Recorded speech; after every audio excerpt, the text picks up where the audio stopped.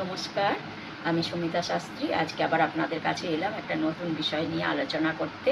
খুবই উপকারী এবং আপনাদের দৈনন্দিন জীবনে এটা অনেক উপকারে দেবে।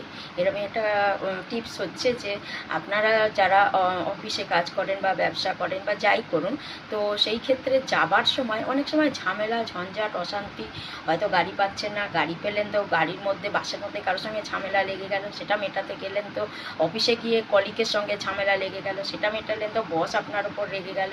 এই যে পরপর একটা না একটা প্রবলেম মানে লেগেই থাকে যাবার সময়।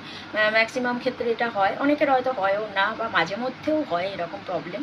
তো তার থেকে মুক্তি পাবেন কি করে? তার থেকে মুক্তি পাওয়ার উপায় হচ্ছে আপনারা প্রতিদিন মানে একটা তামার পাত্রে রাত্রিবেলায় জল, আপনার যে সিংহাসন আছে, ঠাকুরের স্থান আছে, সেখানটাতে রেখে দেবেন সেই জলটা। এবার প্রতিদিন যখন তারপর আপনারা যথারীতি আপনার কাজ টাজ করলেন টরলেন, পুজো করলেন সকালবেলায় উঠে, করে যাবার আগে ওই জলটা কিন্তু আপনারা খেয়ে যাবেন। খাবেন কিভাবে? গন্ডুসের মতন হাতের মধ্যে ঢেলে, এবার চুমুক, হাতের মধ্যে থেকে জলটা এরমভাবে নিয়ে এরমভাবে চুমুক করে খেতে হবে কিন্তু, ঠিক আছে? আর তামার পাত্রটাকে এঁটো করবেন না, বাঁ হাতে করে ঢালবেন, তারপর এরম করে নিয়ে আপনারা কিন্তু খাবেন।